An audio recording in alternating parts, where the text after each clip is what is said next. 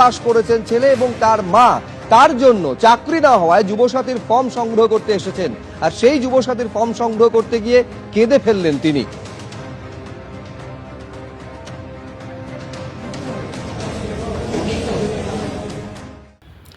দেশ স্বাধীন হবার কমপক্ষে ৮০ বছর হয়ে গেল, কিন্তু বাংলার ইতিহাসে সবথেকে লজ্জাজনক সময় হয়তো কাটাচ্ছি আমরা এই সময়টা 2026, যেখানে এসে আমাদের বাংলার সরকার বাংলার শিক্ষিত উচ্চশিক্ষিত বেকার যুবক যুবতীদেরকে বেকার ভাতার লাইনে দাঁড় করিয়ে দিয়েছে। যেমন আপনারা এই ভিডিওতে দেখলেন যে একজন বিটেক পাশ করেছে, পাশ করার পরেও সে বাংলায় চাকরি হয়নি, বাইরে কাজ করছে, এবং উচ্চশিক্ষিত হওয়ার পরেও ওনার মা বেকার ভাতার 1500 টাকার জন্য লাইনে দাঁড়িয়ে ফর্ম ফিল আপ করছেন। ভাবুন এবং শুনুন ওনার মা কি বলছেন।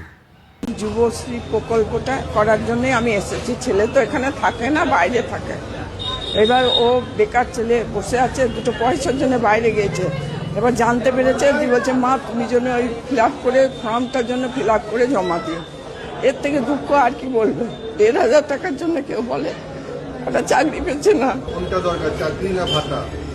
চাকরিটা দরকার আমার। তো দর্শক, আপনারা শুনলেন এক উচ্চ শিক্ষিত বেকার যুবকের মায়ের আর্তনাতে বলবো যে তিনি বলতে পারছেন না, বলতে বলতে কাঁদো কাঁদো ভাব। কেনই বা কাঁদবেন না? ভাবুন, বিটেক পাস ওনার ছেলে, এতটা উচ্চ শিক্ষিত, এবং এতটা শিক্ষিত বা উচ্চশিক্ষিত করার পেছনে বাবা মায়ের কতটা স্বার্থ ত্যাগ করতে হয় ভাবুন, এবং কি আশা নিয়ে তাদের ছেলেদের বা মেয়েদেরকে উচ্চশিক্ষিত করেছেন, কতটা কষ্ট করে যে ছেলে শিক্ষিত হয়ে বা মেয়ে শিক্ষিত হয়ে বাংলায় চাকরি পাবে। সেই চাকরি তো 15 বছরে আমাদের তৃণমূলের সরকার করে দিতে পারেনি, কিন্তু 26-এ ভোটের আগে আবারও এই যুবক যুবতীদের, কারণ এরাই বঞ্চিত ছিল, বিশেষ করে শিক্ষিত যুবক যুবতীরা, কারণ সরকার এদের তো চাকরির ব্যবস্থা করে দিতে পারেনি।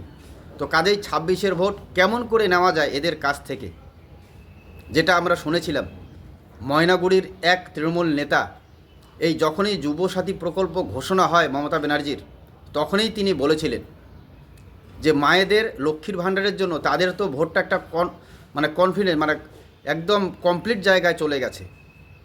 থেকে গেল যারা বেকার যুবক যুবতী, তাদেরকেও তো আমাদের সরকার মমতা ব্যানার্জি তিনি 1500 টাকা করে দিচ্ছেন, এবং এই বেকারদের একটা অংশ নাকি গুটকা খান, তাদেরকে আবার ওই জায়গাটায় হিট করতে হবে।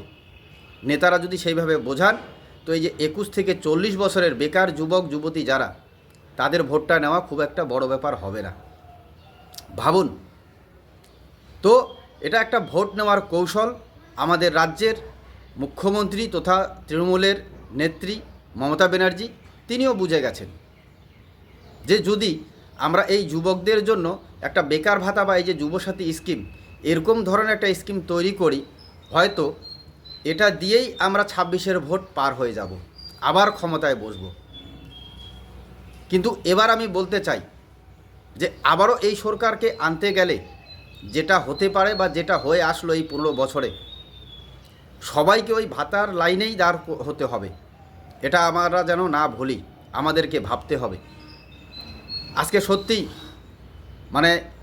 ইতিহাসের যদি একটু হলেও চিন্তা করেন, ইতিহাসের, তো ইতিহাসের কালো সময় হচ্ছে আমাদের বাংলায় এই 2026, যেটা সাধারণ মানুষ থেকে উচ্চশিক্ষিত কেউ কোনোদিন ভাবতে পারেনি যে চাকরির জন্য যারা উচ্চশিক্ষিত হয়েছেন, যারা বড় বড় ডিগ্রি নিয়েছেন, তাদেরকেও ভাতার জন্যে লাইনে দাঁড় হতে হবে, যেটা আমাদের রাজ্যে এই তৃণমূল সরকার তারা লাইনে দাঁড় করিয়ে দিয়েছেন।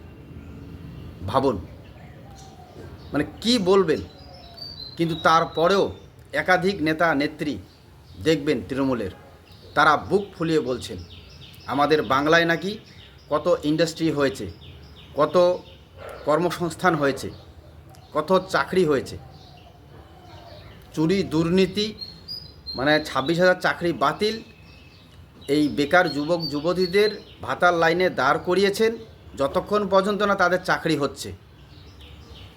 তারপরেও এই তৃণমূলের নেতা নেত্রীরা বুক ফুলিয়ে উচ্চ স্বরে বলছেন যে আমাদের বাংলায় চাকরি হয়েছে, কর্মসংস্থান হয়েছে, ইন্ডাস্ট্রি হয়েছে। কি বলবেন? তো প্রতিশ্রুতি আর ভাওতা আপনাদের মনে আছে 2021-এ মুখ্যমন্ত্রী কি বলেছিলেন। কিন্তু আমি এর আগের ভিডিওতে বলেছি যে 2021-এ মুখ্যমন্ত্রী যতগুলি প্রতিশ্রুতি দিয়েছেন তার একটাও কি কমপ্লিট হয়েছে এই 5 বছরে? কিন্তু 5 বছর শেষে আজকে তৃণমূলের 15 বছর কমপ্লিট, কিন্তু তারপরেও সে শিক্ষিত বেকার যুবক যুবতীদের তাদেরকে ভাতার লাইনে দাঁড় করিয়েছে। তো এর থেকে লজ্জার আর কি হতে পারে? তো কাজেই সজাগ থাকবেন, সচেতন থাকবেন।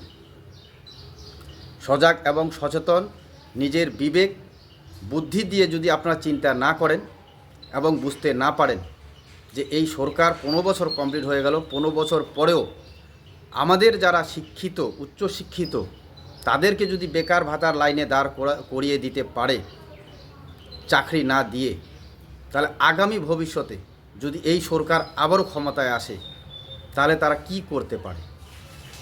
এবং আজকে একটা রিলস বানিয়েছি আমি, যেটা আমাদের জলপাইগুড়ির খবর,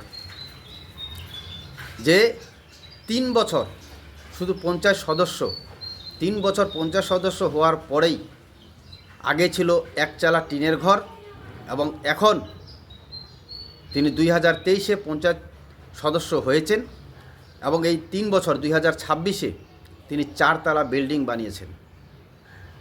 তাহলে এই হচ্ছে তৃণমূলের ডেভেলপমেন্ট। তো আমাদেরকে বুঝতে হবে উচ্চ শিক্ষিত হবেন নাকি আবার তৃণমূল নেতা হবেন, বা তৃণমূল নেতা হয়ে এই সরকারকে জিতিয়ে আবার আমাদের বাংলার যারা উচ্চ শিক্ষিত বেকার যুবক যুবতী যারা আছেন তাদেরকে আবার ভাতার লাইনে দাঁড় হতে হবে। কি করবেন সেটা বাংলার মানুষের হাতে। কাজেই বাংলার মানুষকে সজাগ এবং সচেতন হতে হবে। ধন্যবাদ।